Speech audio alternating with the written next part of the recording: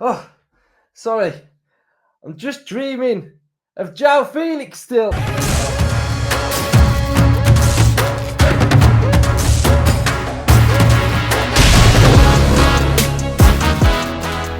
Hello and welcome back to Up the Villa. Let's go. Let's chat what's been going on. So, anyone wonders why I've got this? Basically, my mum's bought it me. I don't know why she's bought it me, but she's bought it me. So, I feel like we've got to put it to good use. So, I've been thinking of where we can use it, and I've come up with an idea. If Aston Villa sign Joao Felix, I promise I will wear this mask for the whole episode. That is what I'll do with this mask. Right, there we go. So let's get into it then. Let's get into the bulk of the episode. Quite a bit has gone on today. I've been at Silverstone watching MotoGP. I'm there all weekend. So I'm a little bit late to the party today. We're a little bit later with our episode, but that's okay. Right, so we've got some Joao Felix news, and this has been sort of drip fed over the course of the week and what's been happening, some of this. So it's gathering a bit of substance. So we'll get into it, and then we'll talk about Diego Carlos and etc. So this is coming from Graham Bailey, and then we've also got a Spanish source as well, which is combining the two stories together. So let's make of it as we please to. So Joao Felix is still waiting for a new destination. Atletico Madrid are asking for an approximate amount of 50 million euros for the player to leave, and Aston Villa are the club most interested in signing him. Tell us something we don't already know. The English team could get close to that figure. I imagine that we will get very close to that figure, and we will bid that figure. They want Joao. He fits into their sporting planning and is liked by Unai Emery, the main man. If the villains manage to match the offer requested by... Well, let's not go there. The Portuguese will be an Aston Villa player. In fact, the player is looking forward to heading to the Premier League and landing in a team that will play in the UEFA Champions League next season. Advanced negotiations. According to HITC football journalist Graham Bailey, Jorge Mendes met with Aston Villa's directors during the week. Negotiations were held to resolve the future of Joao, who wants to avoid going on the tour Atletico Madrid and wants to find a new destination as soon as possible. The meeting was excellent, and from England, it's reported that the English team is willing to reach the figure that Atletico Madrid is asking for and make Joao Felix the highest paid player in the squad. Now, if we go to this other little article now that I have found myself, so let's go and find myself, right? So here we go. So we've got this article here. We can translate the article, which kind of merges these two pieces together. So let's translate it. And what we get is the offer that can change Joao Felix's future. Meeting with Mendes in Birmingham, tick. Transfer, tick. 50 million euros plus variables. 191,000 euros per week. The salary would be reduced. Aston Villa with a little time capsule. So that is sort of merging the two together. And I think it has got legs.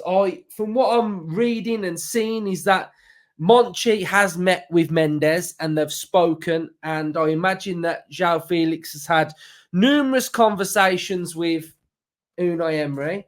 So I imagine that they've spoken, and I think this is just all about timings before I wear this mask on an episode. The striker has 5 years left on his contract in Spain, earning almost 300,000 euros a week, which is, I don't think that's true. I think he's around 100,000 now. A figure that Aston Villa cannot match. The highest paid player in Birmingham side is former Seville player Diego Carlos, which is also not true.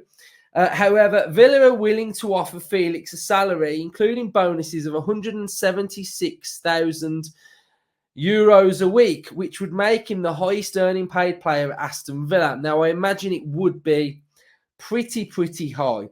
For the deal to be green-lighted, the player needs to accept a pay cut to leave this summer. Unai Emery is a huge admirer of Felix and he's keen to get the deal done. He described Joao as a special player in 2023 and has now revealed it is not impossible for Villa to sign him. This is coming from Unai Emery after the game against Leipzig. New players from the Champions League and news about Joao Felix. We always have the possibility of bringing in some players to improve the squad in different positions. We have to be prepared for that now, and we can bring in 1 to 2 players. It depends who leaves, said the Aston Villa manager in the press conference. Of course, there are some new players we are following, maybe in case we can sign them to do so. But I don't want to speak about specific players. Unai said in a statement after being asked about Joao Felix after the Leipzig game. So we're going to follow a quote here, which will lead us into our next section. So he said that, where's it gone? Of course, there are some players we are following, maybe in case we can sign them, which leads me on to Diego Carlos. Now, I imagine Aston Villa have a group of targets who we are monitoring, we are looking at in specific positions if something becomes available and if something can happen. Now, if Diego Carlos leaves, then a player will come in his position. That is just the way it would work. So, Diego Carlos going, how do I feel? I feel fine. And I feel that if Carlos leaves, a specific type of player and profile will come in, which will better enhance Aston Villa. Now, if Carlos stays, he stays. I think he's, on his day, a very good player. The man of the matches against Manchester City at home last season and Arsenal tell me that at the highest level, the highest stage, when we're coming up against top opposition, that he can step up and he can play.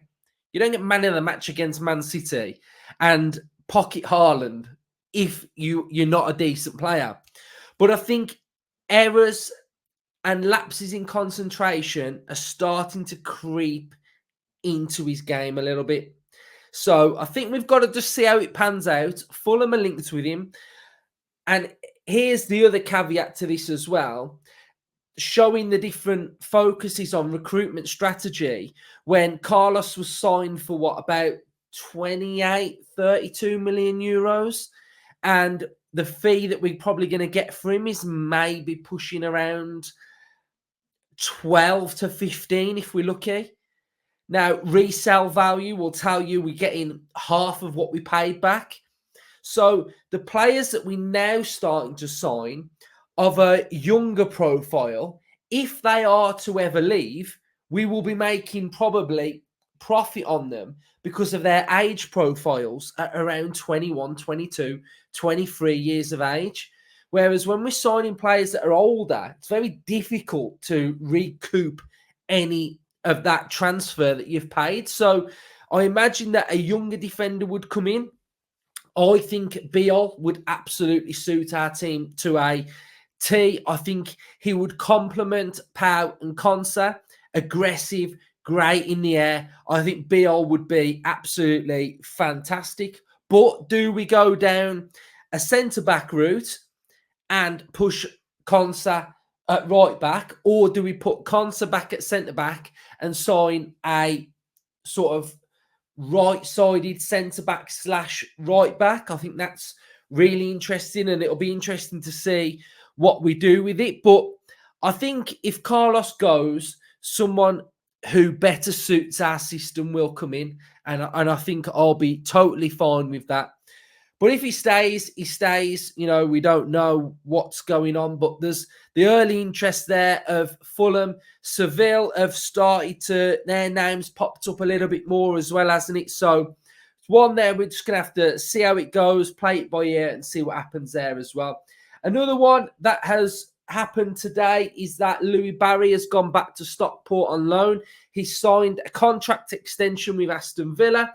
So hopefully Barry can bag some goals, can score and do well, and get his market value up as well. So I think that one's interesting as well. We have had something else as well about Aston Villa going for a Sunderland player. So Aston Villa have sent formal bid to Sunderland for England under-17 striker Mason Kocher. He's already training with Villa youth squad and impressing with his performances. Villa want to anticipate other Premier Leagues to sign Kocher as potential new talent for the academy. So that one is interesting as well. One to keep an eye on, one for our academy as well. So little bits happened while I've been at MotoGP today. I've got a bit of like a red nose for being in the sun. The weather has been absolutely fantastic. So absolutely loving it there. Big bike fan, love it. Loved Rossi back in the day.